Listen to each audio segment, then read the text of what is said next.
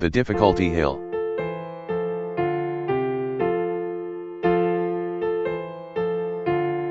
Christian did not interact with the formalist and hypocrisy again. He continued alone, being comforted by the scroll, which was given to him by one of the shining ones.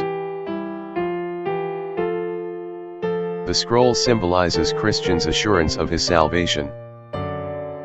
They all went until they came to the foot of the difficulty hill, at the bottom of which there was a spring. There were two other ways besides the one which came straight from the gate, one turned to the left and the other to the right at the bottom of the hill, but the narrow way went right up the hill. Christian now went to the spring, Isaiah chapter 49 verse 10, and drank thereof to refresh himself. Isaiah 49 verse 10 is a verse from the Holy Bible, that offers comfort and assurance of God's guidance and provision, even in difficult and challenging circumstances, for those who trust in His compassion and guidance. After drinking from the spring, the Christian began to go up the hill, saying, "The hill, though high, I covet to ascend, the difficulty will not me offend, for I perceive the way to life lies here. Come, pluck my heart, let's neither faint nor fear. Better, though difficult, the right way to go than wrong, though easy, where the end is woe." The other two also came to the foot of the hill. But when they saw that the hill was steep and high, and that there were two other ways to go, and supposing also that these two ways might meet again on the other side of the hill with the way that Christian went, they decided to go along those two ways. Now the name of one of those ways was Danger and the name of the other Destruction. So one took the way called Danger, which led him into a great wood, and the other took the way to Destruction which led him into a wide field, full of dark mountains where he stumbled and fell and rose no more. Then I turned to the Christian to see him go up the hill, where I perceived he fell from running to going, and from going to clambering upon his hands and his knees, because of the steepness of the place. Now about midway to the top of the hill was a pleasant arbor, made by the Lord of the hill for the refreshment of weary travelers. There the Christian sat down to rest, then he pulled the scroll out of his bosom, and looked at it to his comfort. He also reviewed the coat or garment that was given to him as he stood by the cross. Feeling refreshed and pleased, he fell into a slumber, and then into a fast sleep, which detained him in that place until it was almost night, and in his sleep his scroll fell out of his hand. Now, as he was sleeping, someone awaked him, saying, "Go to the ant, thou sluggard, consider her ways, and be wise." Proverbs chapter 6 verse 6. And with that, Christian suddenly started up really fast on his way, and went apace till he came to the top of the hill.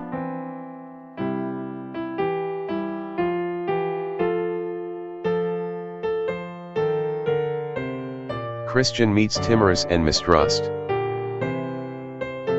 When Christian got up to the top of the hill, he met two men running down in great haste, named Timorous and Mistrust. "Christian, sirs, what's the matter? You run in the wrong direction." Timorous means nervous and lacking confidence. Timorous, we were going to the city of Zion, and had got up that difficult place, but the further we go, the more danger we meet with, therefore we are going back. Mistrust, yes, there are a couple of lions in that way, whether sleeping or waking we do not know, but if we came within reach, they would pull us in pieces. Christian, you make me afraid, but if I go back to my old country, it is doomed for fire and brimstone, and I shall certainly perish there. If I can get to the celestial city, I am sure to be safe there. I must venture. To go back is nothing but death, to advance forward is fear of death, but everlasting life beyond it. I will go forward. So Mistrust and Timorous ran down the hill, and Christian continued up on his way. But thinking again of what he had heard from the two men, he felt in his bosom for the scroll, so that he might be comforted. But he felt for it, and found it not. So Christian was in great distress and did not know what to do, for he needed the scroll to comfort him. Also, the scroll was his pass into the celestial city. Then he remembered that he had slept in the arbor on the side of the hill. Falling upon his knees, he asked God forgiveness for that foolish act. He then went back to look for his scroll. But going back all that path, who can truly describe the sorrow in Christian's heart?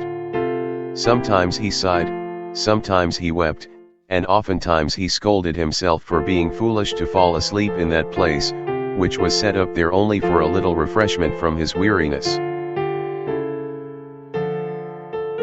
He went back carefully looking around for the scroll which was his comfort. Finally he came to the arbor where he fell asleep, but the sight of the arbor refreshed his grief, as he remembered his sinful sleep.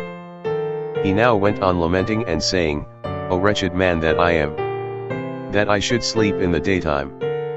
That I should sleep in the midst of difficulty!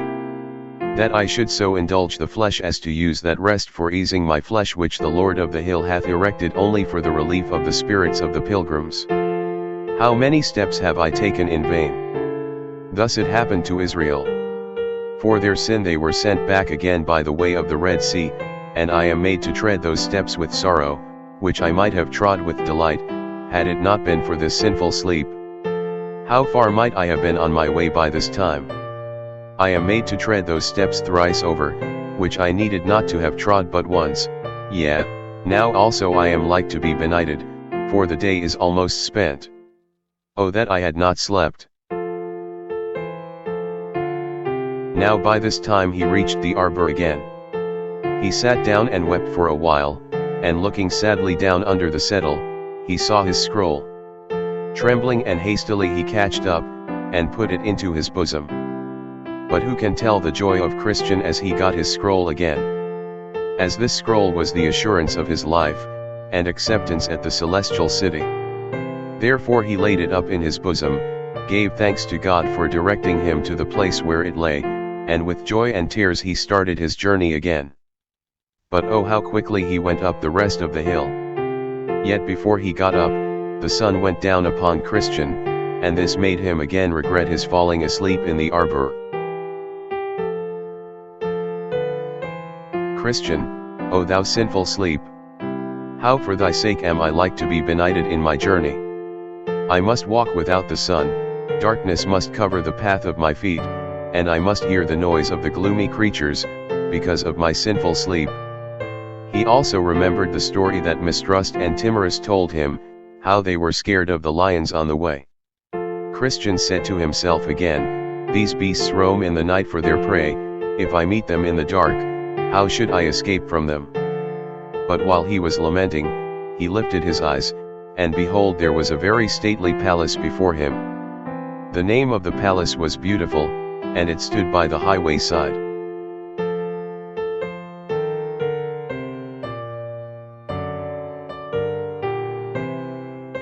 Now I saw in my dream that Christian hurried and went forward so that he might get lodging there. But soon he entered into a narrow passage, which was about a furlong off the porter's lodge. There he saw two lions in the way. The lions were chained but he did not see the chains. He was very scared and wanted to go back. But the porter at the lodge, whose name is Watchful, noticed that Christian made a halt, as if he would go back. So he cried unto him, saying, "Is your strength so small?" Mark chapter 4 verse 40. Fear not the lions, for they are chained, and are placed there for trial of faith where it is, and for discovery of those that have none. Keep in the middle of the path, and you will not be hurt.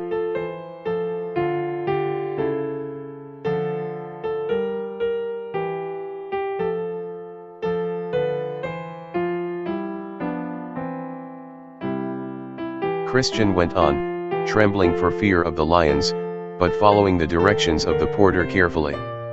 The lions roared, but they did him no harm. He clapped his hands and went on, till he came to the gate where the porter was. "Christian, sir, what house is this? And may I lodge here tonight?" The porter, "This house was built by the Lord of the hill for the relief and security of pilgrims. The porter also asked who he was and where he was going. Christian, I come from the city of destruction and am going to Mount Zion. As the sun is now set, I wish to lodge here tonight. The porter, what is your name? Christian, my name is now Christian. But my name at first was Graceless. I am from the race of Japheth, whom God will persuade to dwell in the tents of Shem. Genesis chapter 9 verse 27. The porter, but why are you so late? The sun is set. Christian, I would have been here sooner, but oh. I am such a wretched man, I slept in the arbor on the hillside. There I lost my evidence and not knowing, I traveled forward without it. Feeling for it and not finding it, I had to return to the place where I slept, where I found it, and now I am here. The porter, well, I will call one of the virgins of this place. If she likes your talk, she will bring you into the rest of the family, according to the rules of the house. So watchful the porter, rang a bell. A sober and beautiful lady named Discretion came out of the house and asked why she was called. The porter, this man is on a journey from the city of destruction to Mount Zion, but being weary and benighted, he asked me if he might lodge here tonight. So I told him that I would call you, so you can talk to him and decide what is good, according to the law of the house.